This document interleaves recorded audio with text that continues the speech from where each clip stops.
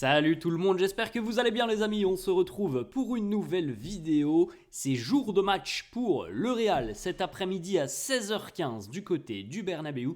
Le Real reçoit Gérone, match important évidemment, on l'avait dit hier. Le Barça et l'Atlético jouaient ce samedi, donc on est au courant du résultat des deux concurrents du Real à l'heure actuelle en championnat et ils se sont imposés tous deux. Donc il faut gagner pour le Real, il faut continuer à rester au contact des deux autres cadors et il faut aussi relancer un petit peu la machine quand même. En Liga, il y a quand même des contre-performances très récentes où malheureusement le Real a perdu des points très très précieux. Donc ça fait beaucoup. Il faut relancer la machine cet après-midi, donc 16h15 au Bernabéu face à une équipe qui en général réussit quand même plutôt bien au Real. On continue les amis, on regarde justement les unes des quotidiens madrilènes. Marca qui titre sur la victoire de l'Atlético 3-0 du côté de Valence, la victoire du Barça 2-0 du côté de Las Palmas et vous le voyez sur le côté droit, le petit encart réservé au Real. El Real se agarra a Mbappé. On verra si Kylian va poursuivre sur sa belle lancée, c'est l'homme en forme du Real. On rappelle aussi que Jude Bellingham n'est pas présent pour cette rencontre. Donc voilà, il y a quand même des choix aussi de Carlo qui a annoncé à demi-mot hier en conférence de presse qu'il pourrait y avoir un petit peu de rotation. Et vous voyez le classement aussi de l'autre côté les amis. Pour le moment le Barça 54 points, l'Atlético 53 et le Real 51. On enchaîne avec la une du quotidien AS qui titre « Pression para el Madrid ».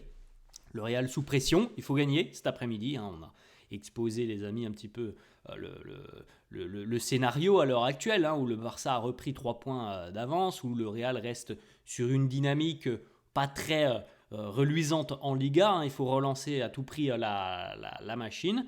Laura de Brahim, c'est en haut. Il sera certainement titularisé. Brahim, étant donné, comme on l'a dit, que Jude est suspendu pour cette rencontre.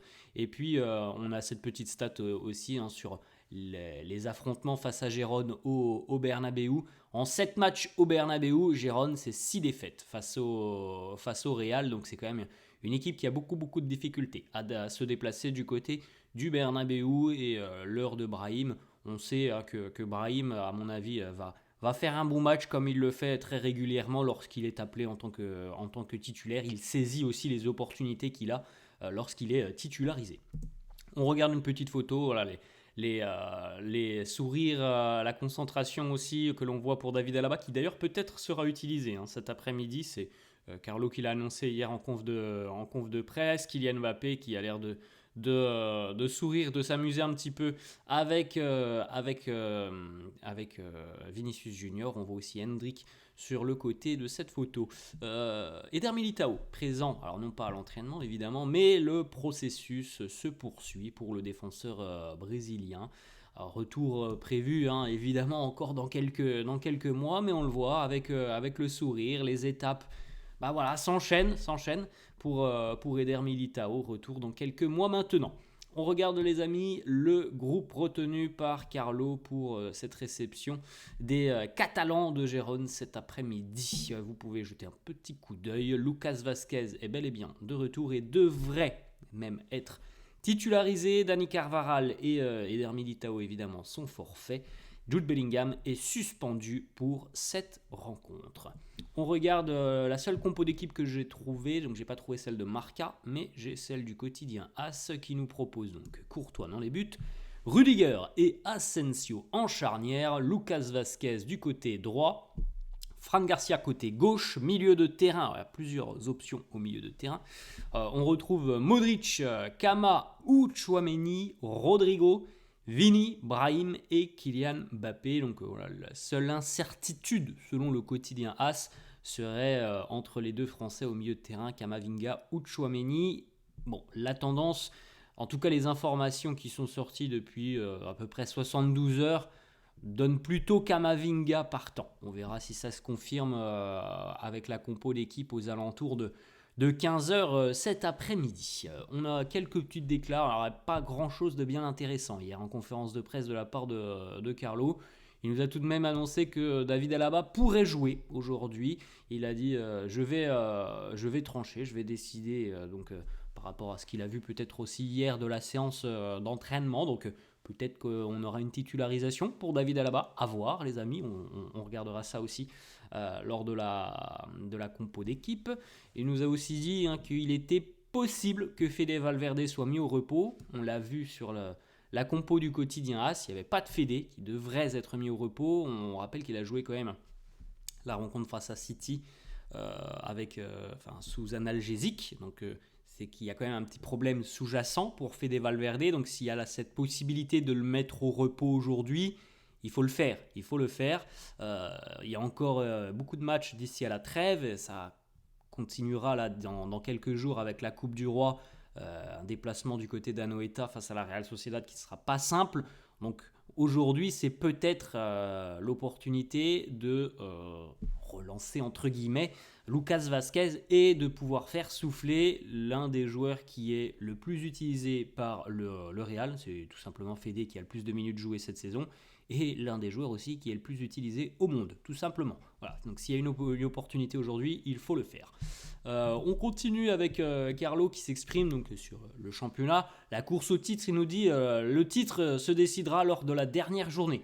Sincèrement, on peut penser qu'il n'est pas loin de la vérité quand on voit à quel point c'est serré en Liga. Alors il y aura encore des affrontements entre les équipes de tête. Le Barça recevra le Real. L'Atlético, il me semble, recevra le Barça. Mais on peut penser que cette lutte va être intense jusqu'à la fin du championnat.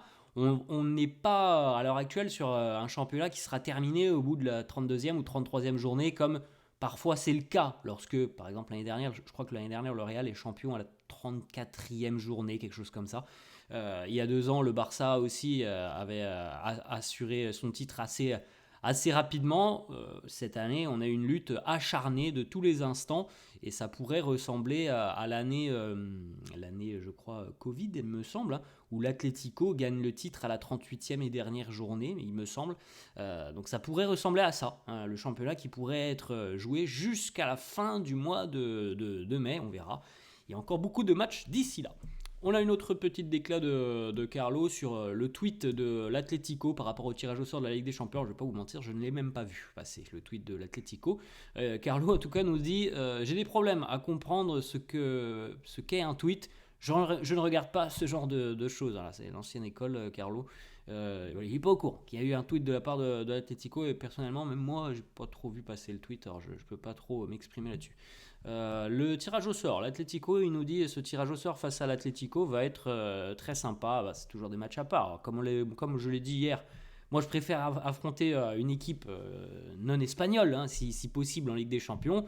Mais il est vrai que ça a toujours une saveur particulière aussi d'avoir un match, en plus de ça, là c'est un derby en Ligue des Champions. C'est toujours particulier. C'est pas comme en championnat, c'est pas comme en Coupe du Roi. Il y a quelque chose de mystique aussi avec la Ligue des Champions, mais à choisir, évidemment, j'aurais préféré un autre tirage au sort. Une petite déclat de l'entraîneur de la Castilla, Raúl. Alors, j'ai pas trop le contexte de cette déclaration de Raúl. En tout cas, il nous dit si Asensio ne joue plus avec l'équipe première, il devrait venir nous aider et nous filer un coup de main. Alors, on sait qu'il y a pas mal de pépins physiques au sein de l'équipe Castilla. C'est une problématique global du côté du Real. Il y a des pépins physiques avec l'équipe première, des pépins physiques avec l'équipe de la Castilla. En tout cas, il est évident, il dit rien de faux, il dit tout simplement que oui, Raúl Asensio pourrait donner un gros coup de main à la Castilla, mais je ne pense pas que ça se fera, les amis. Raúl Asensio est dorénavant un joueur important de l'équipe première, donc j'ai quand même beaucoup de mal à imaginer que Raúl Asensio redescende maintenant avec la Castilla. Ça me semble assez compliqué. Là, jusqu'en fin de saison, je ne vois pas comment c'est possible. Il y a trop de pépins physiques aussi en équipe première, donc évidemment, c'est l'équipe première qui prime. On enchaîne les amis avec cette petite information. Alors à voir si ça sera confirmé. Le Real aurait demandé à ses supporters de chanter et de scander corruption de la fédération à la 12e minute cet après-midi. Donc vous tendrez peut-être l'oreille les amis si vous regardez la rencontre. À la 12e, on pourrait peut-être entendre ce genre de choses du côté du public du Bernabéu.